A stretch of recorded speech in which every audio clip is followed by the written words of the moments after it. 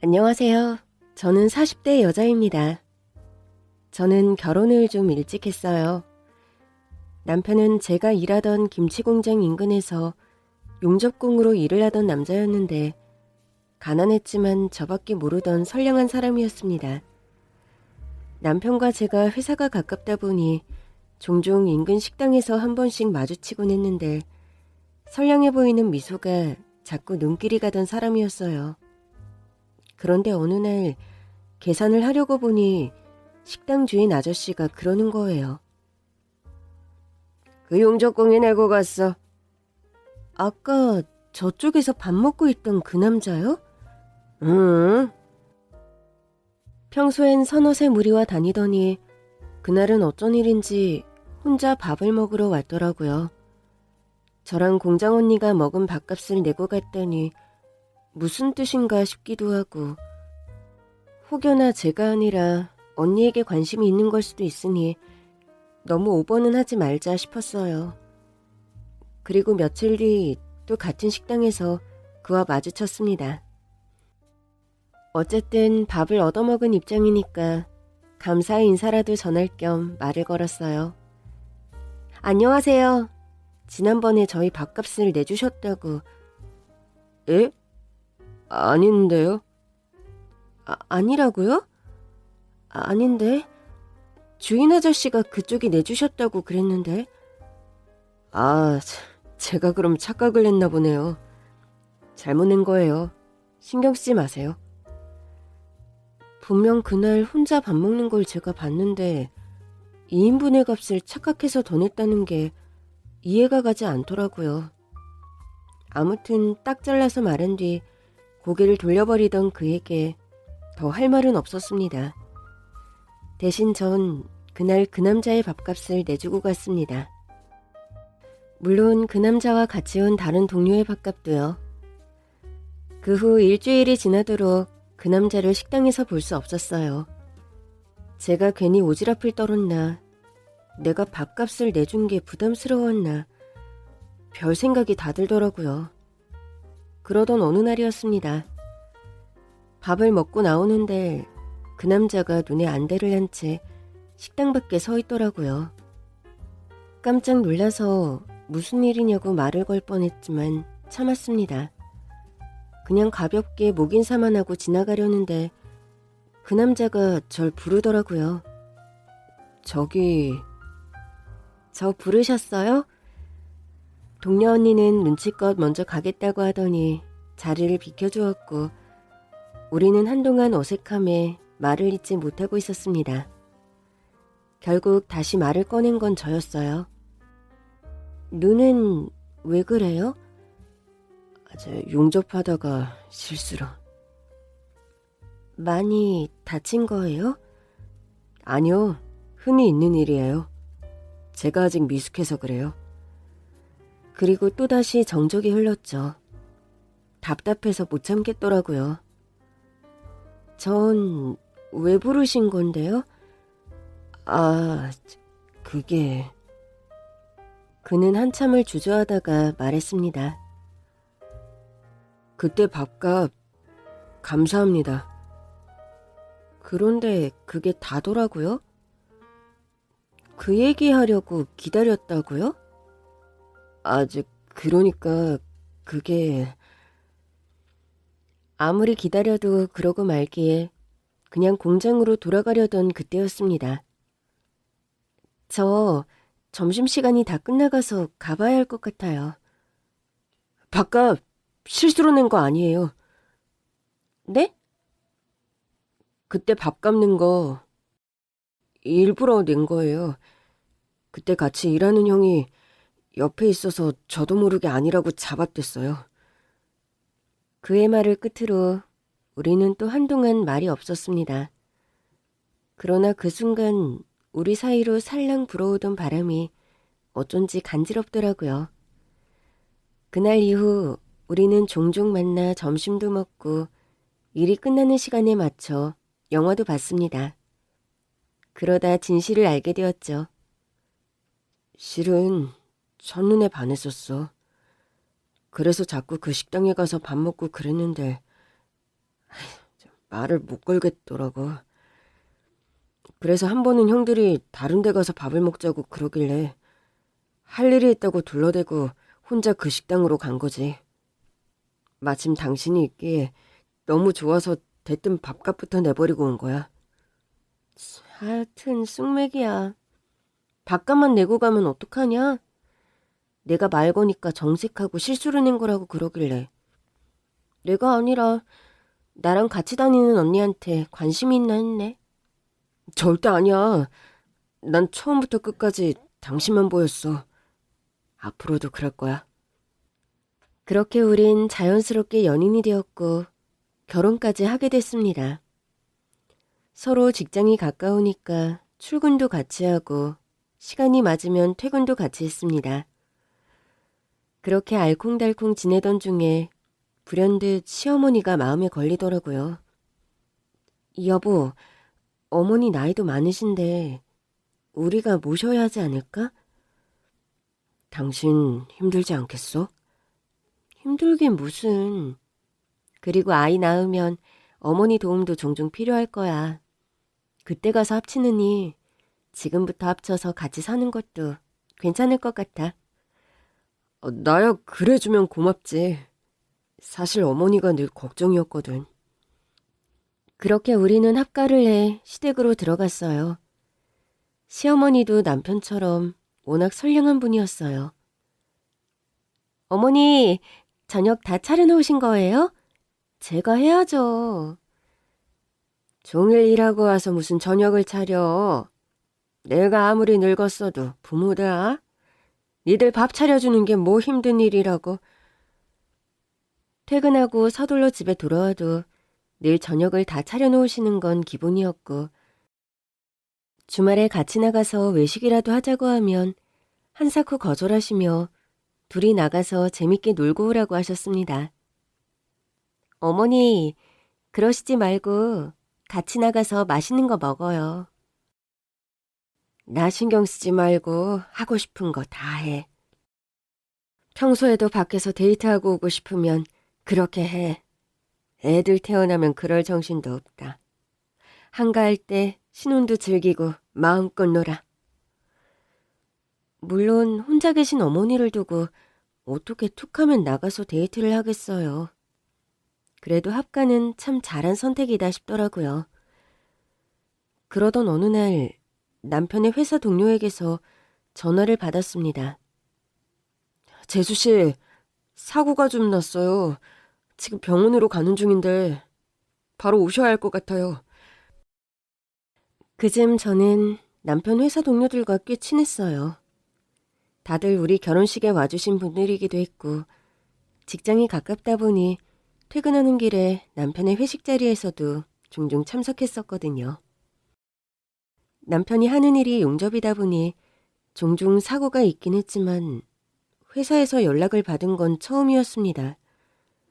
급히 병원으로 가보니 남편의 몰골이 말이 아니었습니다. 왜 이렇게 다친 거예요? 철제 더미에 깔렸어요. 네? 남편의 상태는 매우 좋지 않았습니다. 숨은 쉬고 있었지만 의식이 없는 상태였어요. 결국 의사가 그러더라고요. 마음의 준비를 하시는 게 좋겠습니다. 오늘 밤이 고비입니다. 결국 남편은 그 밤을 넘기지 못하고 세상을 떠났습니다. 제가 슬픈 것도 슬픈 건데 이 사실을 시어머니께 어떻게 알려야 할지 모르겠더라고요. 아들 하나 보고 사신 분인데 충격이 너무 클 것 같았어요. 어머니, 놀라지 말고 들으세요. 사고가 나서... 그런데 목이 메서 더 말을 못하겠는 거예요. 알았다. 무슨 소린지 알았어. 의외로 시어머니는 차분하셨고 병원에 와서도 눈물을 참으시며 하나뿐인 아들의 마지막 길을 침착하게 배웅하셨습니다. 장례가 끝난 뒤에야 시어머니는 참았던 눈물을 쏟아내시더라고요. 아가, 너도 나 떠나서 새 출발해. 행여나 너까지 저렇게 되면 난 살 수가 없을 것 같다. 저는 그런 시어머니와 부둥켜 안고 한참을 울었습니다. 그런 말씀 마세요. 제가 평생 모실 거예요. 저는 혼자 남은 어머니를 외면할 생각이 없었어요. 가족으로 만난 사람들끼리 서로 의지하며 살아야 한다고 생각했죠. 문제는 남편의 회사 사장이 남편의 사고를 산재로 처리해주지 않으려고 했다는 겁니다. 이게 어떻게 산재가 아니에요? 아니, 철제 더미가 거기서 쏟아질 줄 누가 알았겠습니까? 이건 우연히 일어난 사고죠. 일을 하다가 일어난 사고라서 산재인 거예요. 아니, 무슨 그렇게 심한 말을 하십니까? 이게 무슨 산업재해라고 산재니 뭐니 하시는 거예요. 그렇게 말씀하시면 우리 사업장이 무슨 재해를 불러일으킨 것 같잖아요. 정 그러시면 제가 위로금은 조금 드릴게요. 그렇지만 산재 처리는 근거가 없어서 할 수가 없습니다. 남편의 회사 사장은 저에게 미안하다는 말 한마디도 하지 않았습니다. 그러더니 남편의 통장으로 겨우 200만 원을 넣었더라고요. 그게 위로금인 모양이었습니다.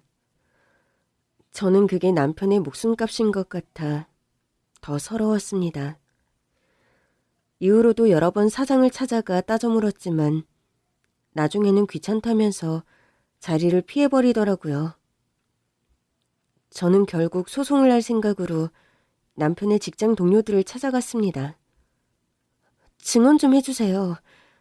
변호사하고 상담하고 왔는데 남편이 사고를 당한 구역이 CCTV에도 없는 사각지대라서 동료들의 증언이 필수적이래요. 에? 증언이요? 아직 근데 제가 사고 당하는 순간을 목격한 게 아니라서. 그런데 남편과 함께 밥도 먹고 우리 결혼식에도 왔던 직장 동료들이 전부 발뺌을 하는 겁니다. 그래도 철제에 깔린 건 보셨잖아요. 그게 저는 구출할 때 봤죠. 아니, 구출한 다음에 봤어요. 그래서 이게 증언이 될지 모르겠네요. 다른 동료들을 찾아가 봤지만 마찬가지였습니다. 철제가 무너지는 소리에 놀라서 가보긴 했는데 제가 갔을 때는 구출되고 있었어요. 철제 무너지는 소리에 가보셨다면서요. 그렇죠. 근데 제가 다른 일을 하고 있었으니까 일을 다 마치고 갔죠. 그래서 깔린 건 못 보셨다는 거예요? 그럼 119가 올 때까지 우리 남편은 거기 계속 깔려 있었다는 거네요? 에? 아니, 그건 저도 모르죠. 아무튼 저는 못 봤습니다. 나중에는 기가 차서 그들에게도 따져묻게 되더라고요. 이봐요. 당신 사람이야? 사장이 시킨 거죠. 증언하지 말라고. 증언하면 자른대요? 한 사람이 직장에서 일하다가 가족들과 인사도 못하고 세상을 떠났어요. 같이 일한 동료였잖아요. 그런데 이렇게 나온다고요? 글쎄 재주씨, 왜 자꾸 저한테 그러세요? 산 사람은 살아야죠. 이건 언제든 그쪽한테도 일어날 수 있는 사고잖아요. 이렇게 처리해버리면 나중엔 당신들도 산재 처리 못 받는다고.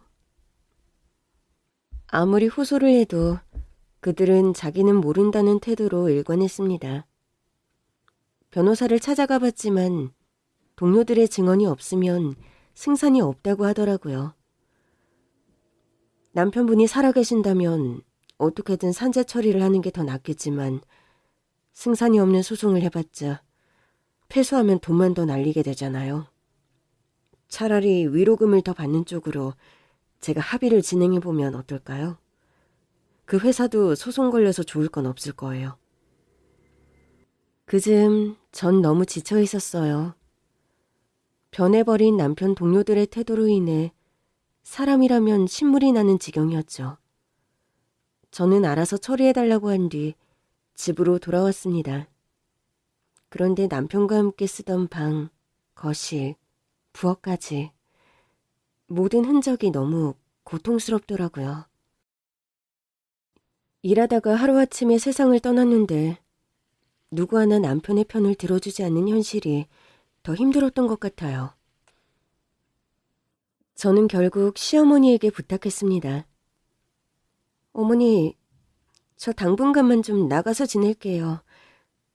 이 집에 있으니까 계속 남편 생각이 나서 못 견디겠어요. 그의 생각만 하면 너무 서럽고 억울하고 보고 싶고 그래요. 이대로는 제대로 살 수가 없을 것 같았습니다.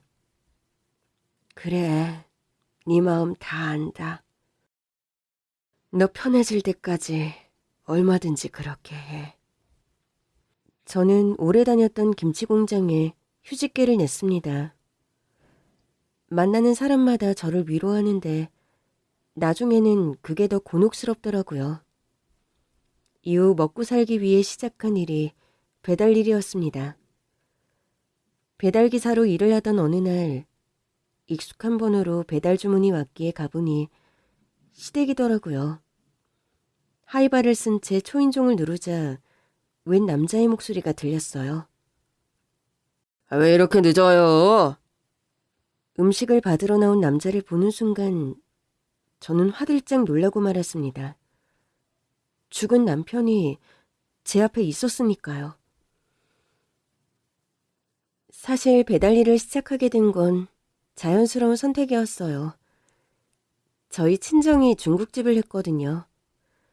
어릴 때부터 자연스럽게 배달 일을 도왔고 오토바이도 탈 줄 알았습니다.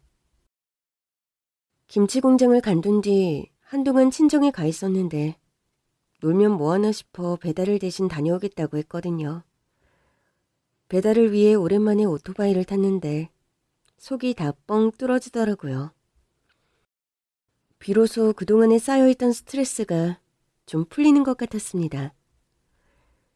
그렇게 마음을 좀 추스른 뒤 원래 살던 동네로 돌아왔지만 김치 공장에 다녔다가는 다시 속이 꽉 막힐 것 같았어요. 결국 전 김치 공장에 사직서를 제출했습니다. 아니, 그동안 일 잘했잖아. 조금만 더 있으면 관리직으로 올라갈 수 있는데 관두겠다고? 네, 다른 일 하려고요. 이제 남편도 없는데 어쩌려고 그래. 좀 더 쉬고 싶으면 쉬다 와도 되니까 퇴직은 좀 더 생각해봐. 아니에요. 다시 돌아오지 않을 것 같아요.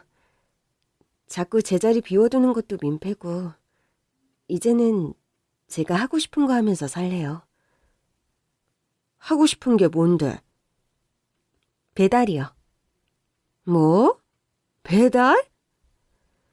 정확히는 배달이 아니라 오토바이를 타고 싶었어요. 김치 공장을 간둔 뒤 퇴직금을 받아 오토바이를 장만했어요. 그 오토바이로 한동안 전국 일주를 다녔습니다. 넓은 세상에 나가 이 사람 저 사람 만나보니 사람 사는 게 다 똑같더라고요. 남편 잃은 사람, 가족을 잃은 사람. 이런저런 아픈 이야기를 듣다 보니 다시 살던 곳으로 돌아올 용기가 생겼습니다. 그러나 시댁으로 들어가는 건 아직 겁이 나더라고요. 이렇게 홀가분해졌는데 또다시 남편 생각에 마음이 가라앉을 것 같아 무섭더라고요. 그래도 언제까지 시어머니를 혼자 둘 수 없었기에 인근에 임시 거처를 마련하고 배달 일을 시작했죠. 그날도 배달 일을 하고 있는데 앞집 배달이 조금 늦어졌어요. 갔는데 시킨 사람이 전화도 안 받고 음식을 맡겨둘 만한 장소가 없더라고요. 그래서 다음 집으로 일단 출발부터 했는데 앞집에서 전화가 온 겁니다. 혹시 배달 오셨어요? 네, 근데 전화를 안 받으셔서 다음 집 먼저 갔다가 가야 할 것 같아요. 이미 많이 늦어서요. 아니, 우리 집이 먼저인데 다른 집 먼저 가겠다뇨. 당장 가지고 오세요. 저기 김밥 시키신 거 아니에요? 다음 집은 칼국수라 음식이 불 것 같아서요. 전화 안 받으셨으니까 조금만 양해 좀 해주세요.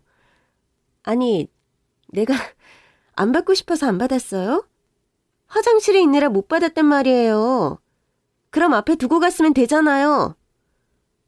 공용 현관문이 잠겨 있는데 어떻게 앞에 두고 갑니까? 그러다 분실되면 제 책임이잖아요. 글쎄, 우리 먼저 갖다 주라고요. 알겠습니다. 이런 진상 손님 보는 게 한두 번 있는 일도 아니었고 일단 앞집으로 돌아가는 게 낫겠다 싶더라고요. 그래도 그 다음 집은 배달 시간이 지났는데도 별다른 연락이 없었거든요.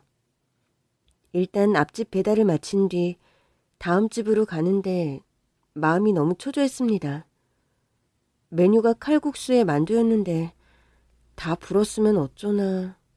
이거 제대로 컴플레인을 받겠구나 싶었죠. 다음 집은 시어머니 댁과 같은 빌라여서 길을 잘 아는 곳이었어요. 빌라 정문에 도착해 구체적인 주소를 확인하던 저는 깜짝 놀라고 말았습니다. 주문한 집이 바로 시댁이더라고요. 어머니가 배달 음식을 드신다고? 지금껏 어머니가 배달 음식 드시는 걸 본 적이 없었기에 설마 시댁에서 음식을 시켰을 거라곤 생각도 하지 못했습니다. 그러고 보니 전화번호도 시어머니의 번호더라고요. 일단 음식을 들고 가서 현관 앞에 서긴 했는데 도저히 초인종을 못 누르겠는 거예요. 그래서 시어머니께 전화를 걸었는데 전화를 안 받으시더라고요.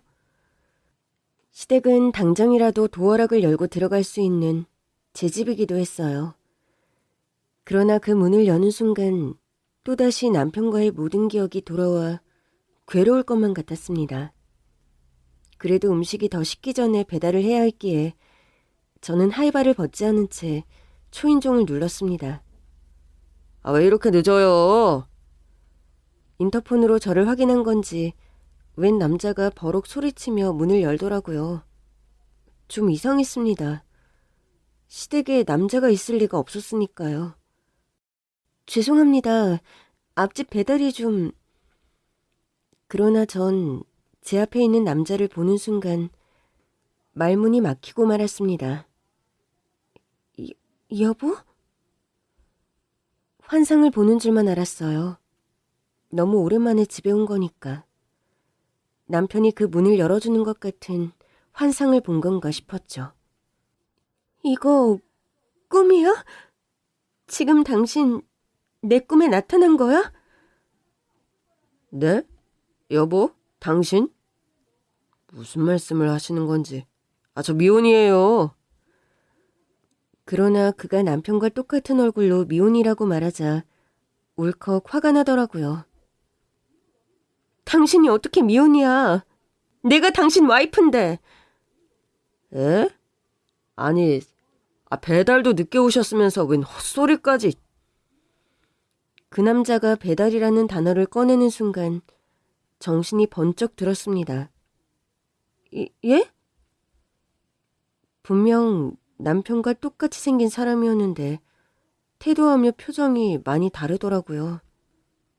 아니, 칼국수랑 만두를 시켰는데 이렇게 늦게 오시면 어떡해요.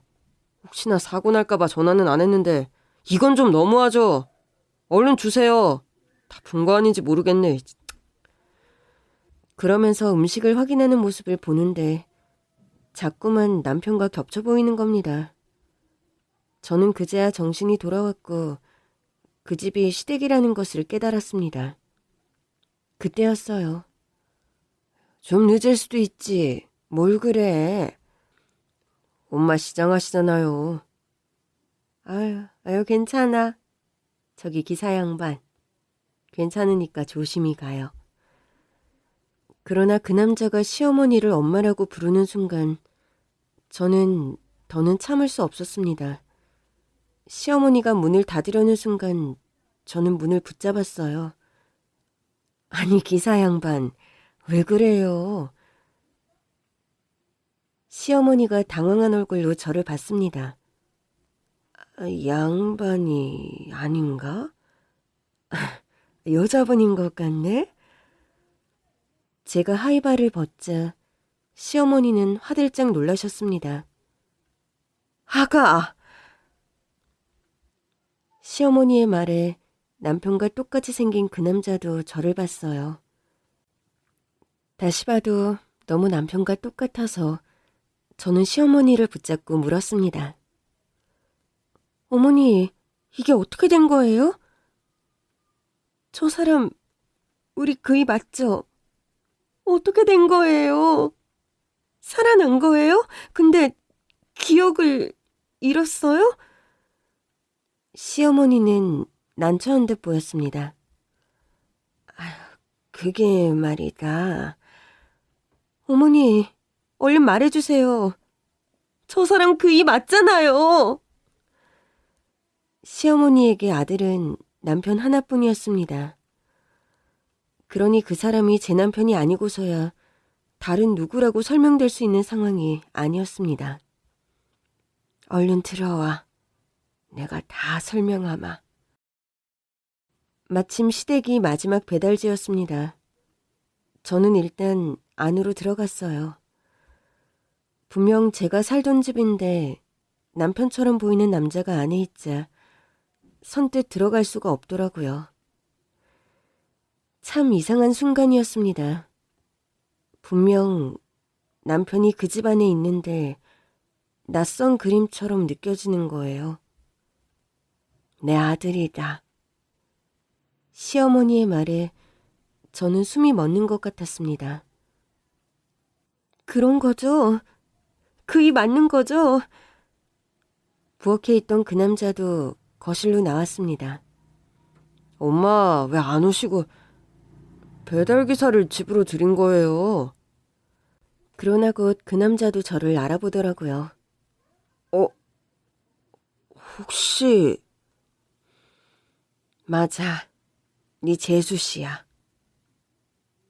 어머니, 그게 무슨... 재수 씨라니요. 저는 이 사람 아내죠. 저는 남편이 기적적으로 살아난 거라고 생각했습니다. 다만 기억을 잃어서 저를 기억하지 못하는 거라고 믿었어요. 그러나 시어머니는 저를 다독이며 말씀하셨습니다. 많이 닮았지? 내 큰아들이야. 어머니 큰아들이라뇨. 어머니 아들은 우리 그이 하나였잖아요. 혹시 충격 때문에 뭔가 기억이 잘 안 나세요? 아니야. 나 기억 멀쩡해. 그러자 그 남자가 저에게 다가와 정중하게 인사를 하더라고요. 아까는 헬멧을 쓰고 계셔서 얼굴을 못 알아봤어요. 제 동생 결혼 사진에서 봤습니다. 처음 뵙습니다. 저는 그 녀석 형이에요. 그러면서 저에게 손을 내미는데 손이 덜덜 떨렸습니다. 여전히 남편이 저에게 손을 내미는 것만 같았거든요. 그 손을 잡는데 알겠더라고요. 그는 제 남편이 아니었습니다. 제 남편은 늘 손이 뜨거운 편이었거든요.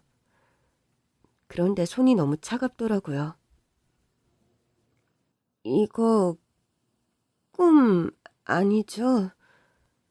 꿈 아닙니다. 저 그 녀석 형 맞아요. 그런 얘기 들은 적이 없어서. 저는 시어머니를 봤습니다. 시어머니는 눈물을 흘리고 계셨어요. 나도 둘째도 말을 안 해줘서 그래. 우린 얘가 죽은 줄만 알고 있었거든. 그러니까 진짜로 우리 그이한테 형이 있었다고요? 알고 보니 그 남자는 정말 제 남편의 형이었어요. 우리 집이 워낙 가난했다 보니 큰애가 사춘기 때 방황을 많이 했어. 시어머니의 말씀에 아주버님은 민망한 듯 고개를 숙였습니다. 애가 머리가 똘똘했는데 대학에 보낼 돈이 없었거든. 그땐 나도 혼자 아들들을 키우려니 사는 게 버거울 때였어. 아이가 대학에 가고 싶다고 하는데 내가 매정하게 그랬거든. 우리 집이 너 대학 보낼 돈이 어딨냐고. 그 돈이 있으면 한 끼라도 따뜻하게 먹고 살아야지 네 생각만 하느냐고. 엄마가 하도 매정하게 그러시니까 어린 마음이 너무 서럽더라고요. 그땐 어머니의 입장을 헤아릴 수가 없었어요. 실은 어머니 말씀대로 제가 이기적이었던 거죠. 동생은 못 먹어서 얼굴에 버짐이 피어 있는데 나는 내 욕심껏 살고 싶었으니까요. 그게 어떻게 욕심이야. 그 나이에 갖는 당연한 포부지. 실은 내가 그걸 못 해주니까 속이 상해서 더 뭐라고 했던 거야. 해주고 싶어도 해주겠다는 말을 도저히 할 수 없었거든. 그 후 아주버님은 집을 나가버렸고 이후로 연락이 뚝 끊겼다고 했습니다.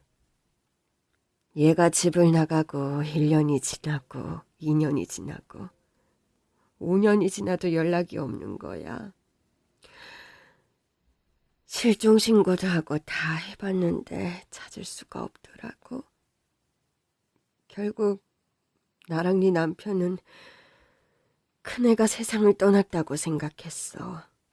그게 아니고서야 이렇게까지 연락을 안 할 애가 아니었으니까. 그 생각만 하면 밤새 우는 날도 많았어. 애가 어디서 고생을 하다가 쥐도 새도 모르게 세상을 떠난 건 아닌가. 얼마나 외롭고 힘들었을까 싶어서 그냥 어떻게든 대학에 보내줄걸. 그냥 보내준다고 말이라도 해서 붙들어 놓을걸 싶었지. 엄마가 제가 집 나갈 줄 어떻게 아셨겠어요. 야반도주 하듯 사라졌는데. 모자의 이야기를 듣고 나니 그제야 눈앞에 있는 사람이 남편이 아니라 아주버님이라는 게 믿기더라고요. 그래서 아주버님은 왜 연락을 안 하셨던 거예요? 사실 엄마에 대한 미움이 늘 있었어요. 엄마랑 아빠가 같이 트럭을 타고 장사를 다니셨는데 엄마가 운전하고 돌아오는 길에 사고가 나서 아빠가 돌아가셨거든요. 그 후로 엄마가 운전하는 차에도 안 탔고 엄마가 싸준 도시락도 안 먹고 엄마가 하라는 건 하나도 안 했어요. 돌아보니 그때가 사춘기였더라고요.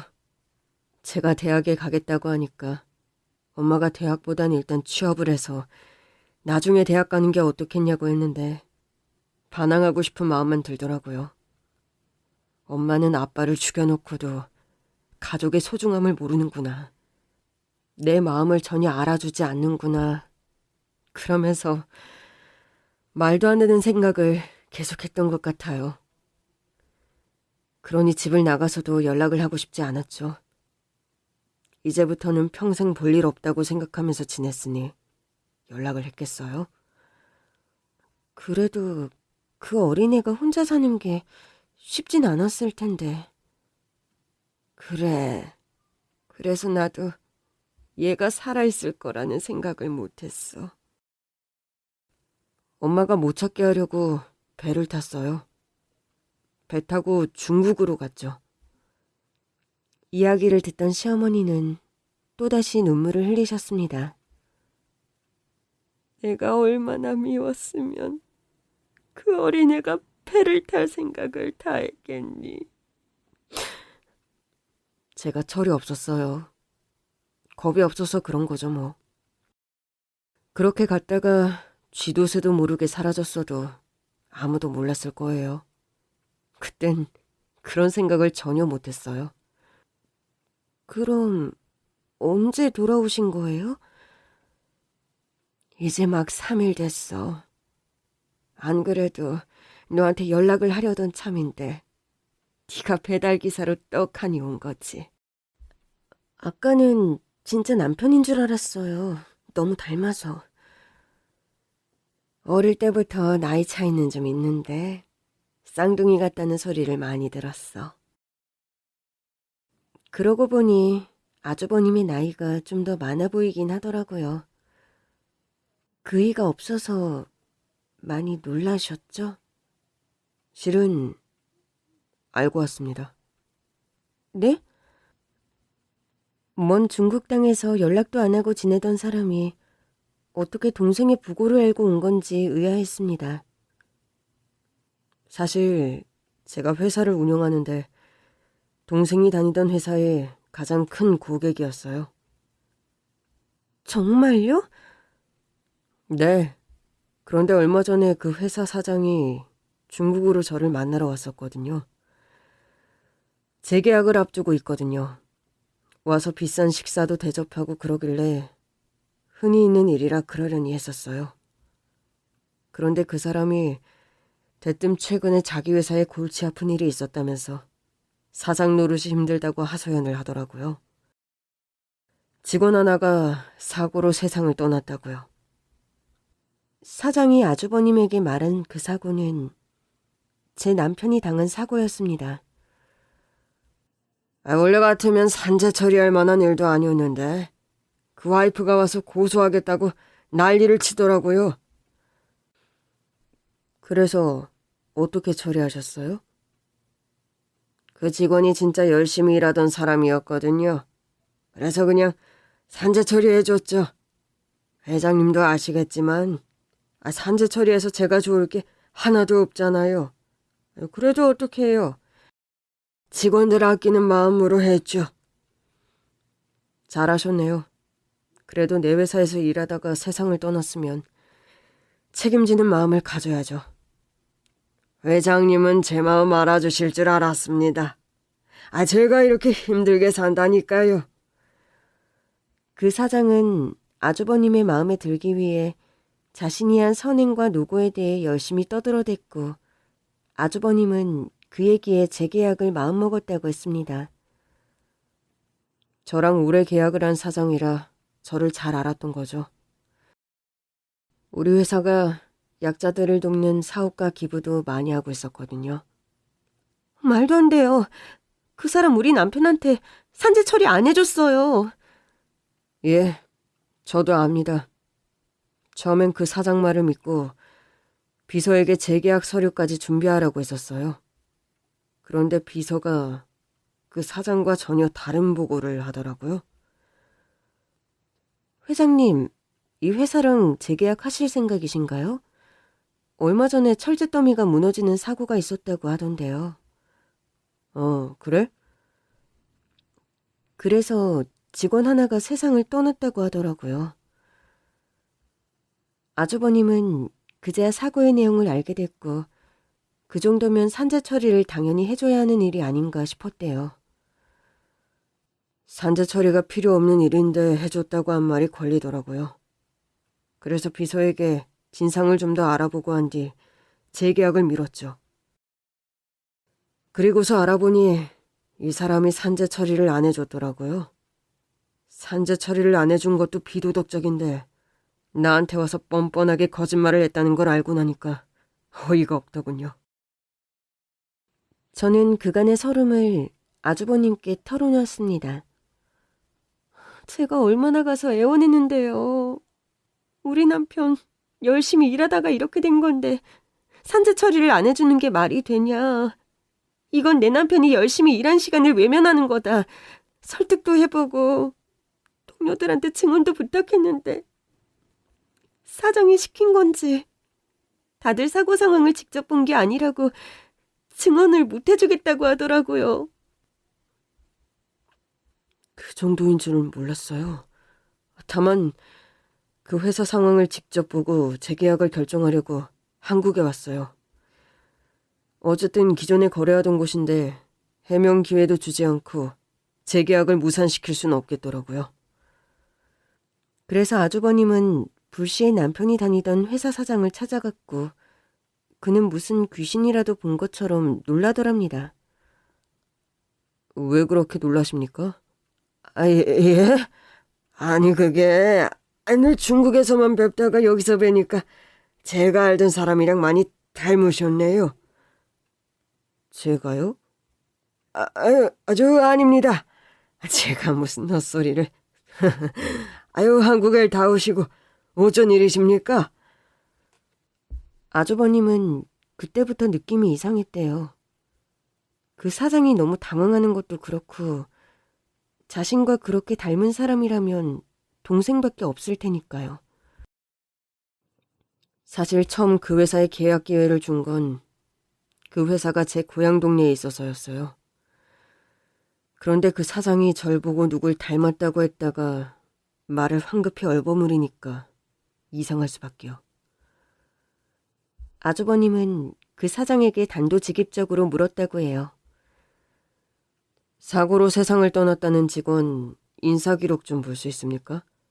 산재 기록까지 전부 다요. 예? 아니지, 그 직원 기록을 왜...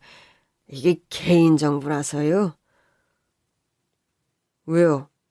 제가 개인정보를 유출하기라도 할 것 같나요? 아유, 그럴 리가요. 그래서가 아니라 아무래도 고인이기도 하고. 재계약을 원한다면 보여주세요. 확인할 게 있어서 그럽니다. 결국 사장은 아주버님 앞에 남편의 인사기록을 가져왔다고 합니다. 그런데 일부러 그런 건지 사진을 뗐더래요. 그런데 그 이름을 어떻게 모르겠어요. 그 녀석 인사기록을 보는데 자꾸 눈물이 나려고 해서 힘들었습니다. 그 사장에겐 티를 내고 싶지 않았거든요. 아주버님은 사장의 말과 달리 산재 처리가 돼 있지 않은 것을 확인했고 사장은 허둥지둥 둘러댔다고 합니다. 아니, 그게 아니라요, 회장님. 지금 산재 처리 중인데 아직 처리가 끝나지 않아서 처리되지 않은 걸로 기록된 겁니다. 돌아가신 지 몇 달이 지난 것 같은데 아직도 산재 처리가 안 된 건 회사가 승인을 하지 않은 거 아닌가요? 아유, 그러니까요. 제가 하라고 했는데 담당자가 실수로 누락을 했다지 뭡니까. 저도 회장님 덕분에 오늘에서야 알았어요. 제가 서둘러 처리를 하려고요. 그럼 지금 하시죠. 제가 보는 앞에서. 예? 아이, 그게 시간이 좀 지나서 절차를 처음부터 다시 밟아야 해서요. 그럼 처리되면 연락하세요. 재계약은 그때 다시 논의하죠. 계속 눈물이 날 것 같아서 아주버님은 서둘러 자리를 떠났다고 했습니다. 그 인간 애초부터 할 생각 없었어요. 저도 압니다. 그런데도 재계약 기회를 주시는 거예요? 아니요. 이미 늦었죠. 네? 아주버님은 저를 보며 의미심장한 미소를 지어 보였습니다. 재수씨, 제가 그 녀석을 다시 살릴 순 없어도 재수씨 힘들었던 건 다 풀어드릴게요. 저는 그때까지만 해도 아주버님이 중국에 있는 회사의 주인이라는 것 정도는 인지했지만 그 회사가 얼마나 큰지는 체감하지 못하고 있었어요. 그냥 제 맘을 알아주시는 것만으로도 고마웠고 적어도 그 회사랑 재계약은 안 하시겠구나 싶어 속이 좀 풀리는 것 같았습니다. 어쨌든 그 일로 그 회사도 큰 고객을 놓쳤으니 손해가 클 거 아니에요. 돈 때문에 산재 처리도 안 해주더니 결국 돈으로 손해를 보는구나 싶었죠. 그날 이후 저는 시댁으로 돌아왔습니다. 아주버님도 당분간은 시댁에서 지낸다고 했지만 일어나 보면 늘 집에 계시질 않더라고요. 사실 저는 아직 궁금한 게 많았어요. 어머니도 꽤 놀라셨겠어요.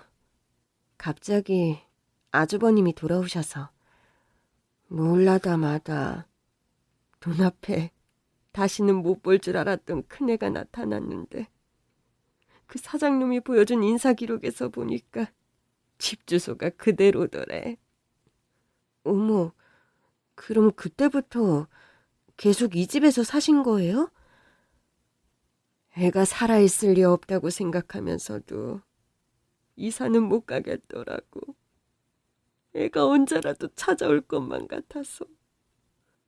그 덕에 다시 만나신 거네요.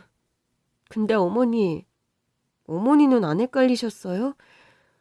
전 처음 봤을 땐 진짜 우리 그이인 줄 알았어요. 그래도 내가 엄마잖니. 보는 순간 알겠더라고. 시어머니는 아주버님을 끌어안고 한참을 우셨다고 했습니다. 그래도 하늘이 나를 버리지는 않는구나 싶더라고. 둘째를 보낸 아픔이야 평생 가겠지만 첫째라도 돌아온 게 얼마냐 싶었어. 나는 걔가 동생 간 건 모르고 온 줄 알았는데 이미 알고 있어서 더 놀랐지 뭐. 오랜만에 배달을 쉬며 시어머니와 그간의 이야기를 나누던 그때였습니다. 모르는 번호로 전화가 오기 시작했어요. 받을까 말까 고민하다가 받았는데 남편이 다니던 회사 사장이더라고요. 제가 만나 뵙고 좀 드릴 말씀이 있는데 회사로 좀 와주시겠습니까? 전 할 말 없는데요. 산재 문제로 연락드린 거예요. 오시는 게 이득이실 텐데요. 사장은 상당히 건방진 투였습니다. 그러니까 인심 써둘 테니까 나더러 와라 이거예요? 솔직히 말해 인심 맞죠? 그동안 그 친구가 열심히 일한 것도 있고 이제라도 처리해 드릴까 하고 있으니까 일단 와보세요. 맘 같아선 당장이라도 끊어버리고 싶었지만 가보기로 했습니다. 도대체 무슨 소리를 더 하려고 이러나 궁금하더라고요. 갔는데 사장이 다리를 꼬고 앉아서는 일어날 생각도 안 하는 거예요. 와서 앉으세요. 그러면서 턱끝으로 소파 자리를 가리키더군요. 기도 안 찼지만 일단 앉았습니다. 산재 처리해 드릴 테니까 사진 몇 장 찍어줄 수 있죠? 곧이어 여러 번 본 사장 비서가 사진기를 들고 들어오더라고요. 그럼 찍을까요? 그러나 전 비서에게 가서 사진기를 빼앗았습니다. 아니, 왜 이러세요? 사진 안 찍을 거니까요. 그러자 사장이 버럭 화를 내는 겁니다. 아니 해달라고 난리칠 땐 언제고 사진 한 장 안 찍겠다는 거예요? 가는 게 있으면 오는 것도 있어야지. 산재 안 받아요. 그럼 됐죠? 저는 그대로 사장실을 나가려고 했습니다. 그제야 사장이 달려와서 저를 붙잡더라고요. 아니 도대체 왜 이러는 거예요? 사장님이야말로 갑자기 왜 이러세요? 산재 처리할 만한 일도 아니라면서요. 남편 동료들 입단속도 제대로 해두셨던데 이제 와서 왜 이러세요? 아니 글쎄 이제라도 해드린다니까. 아유 알겠어요. 사진 찍지 맙시다. 그냥 도장만 찍고 가세요.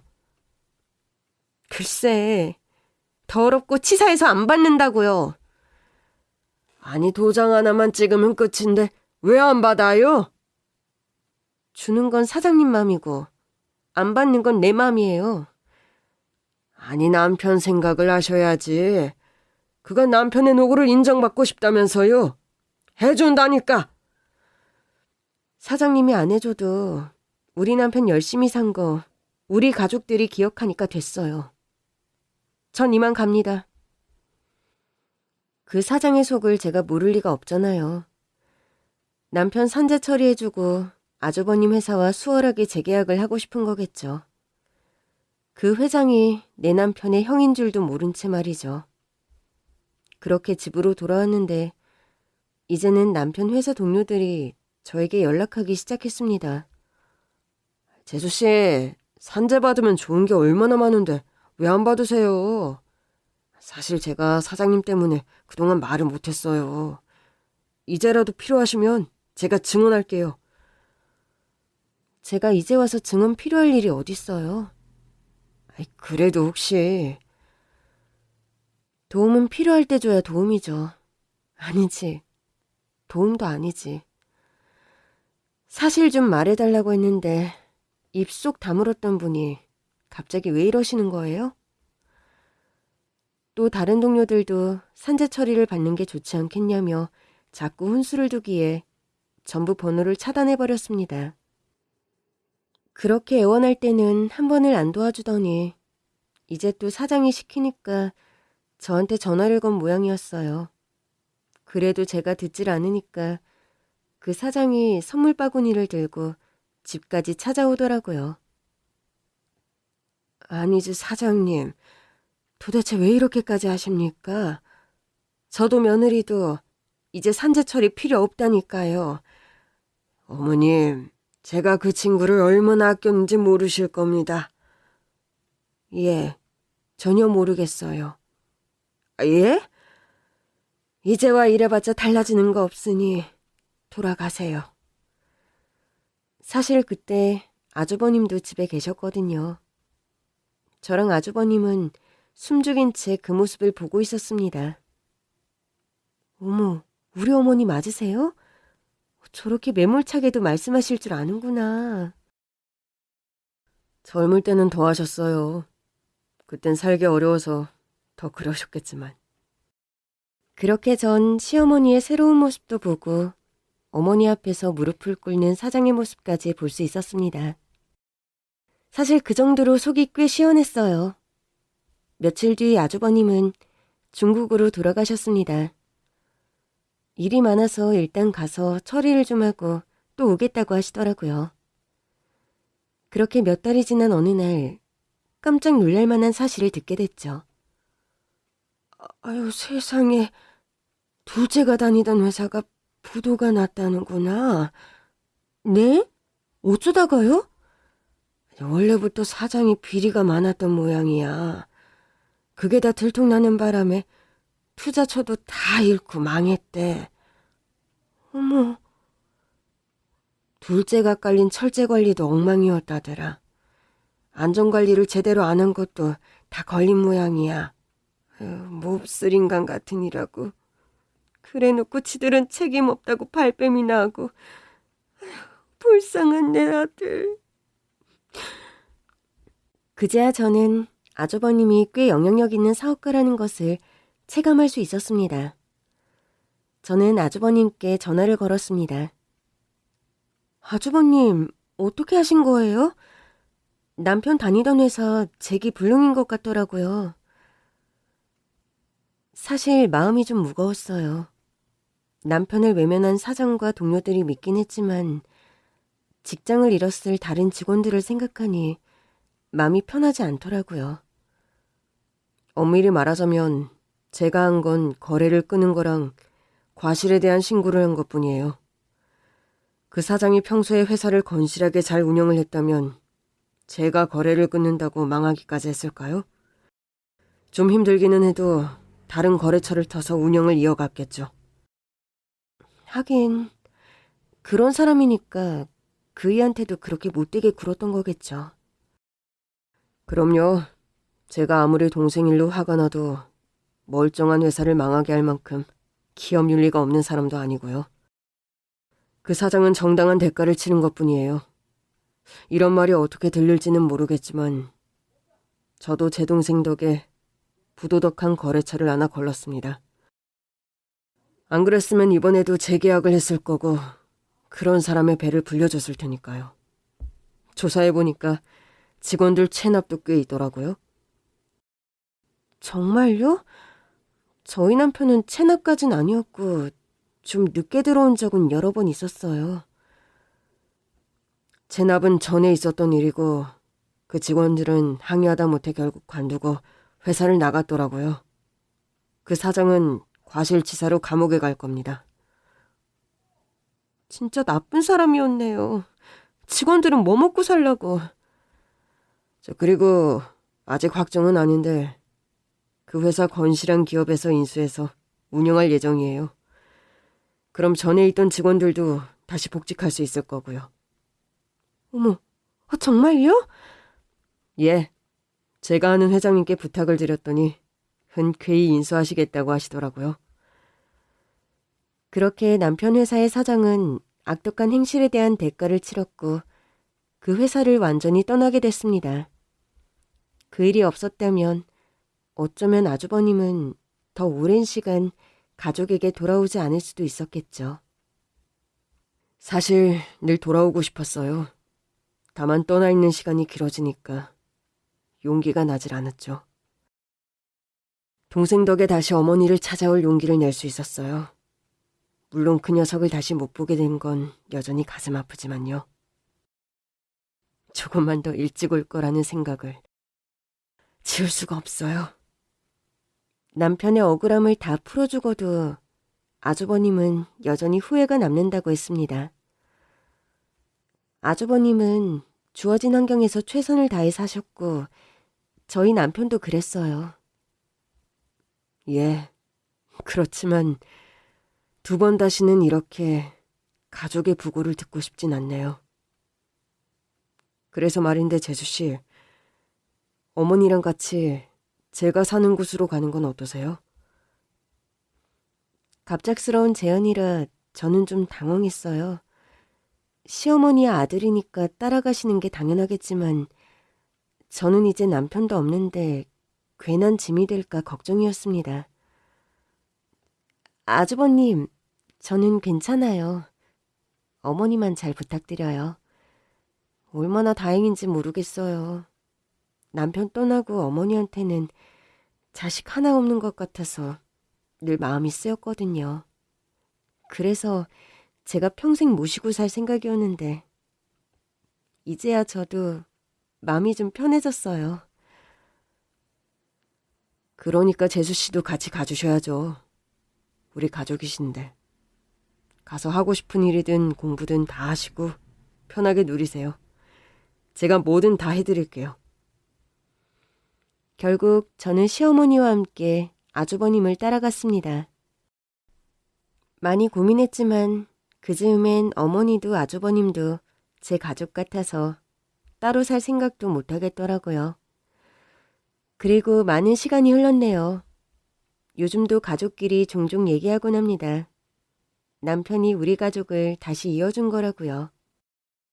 그래서 앞으로도 서로 의지하며 더 행복하게 살아가려고요.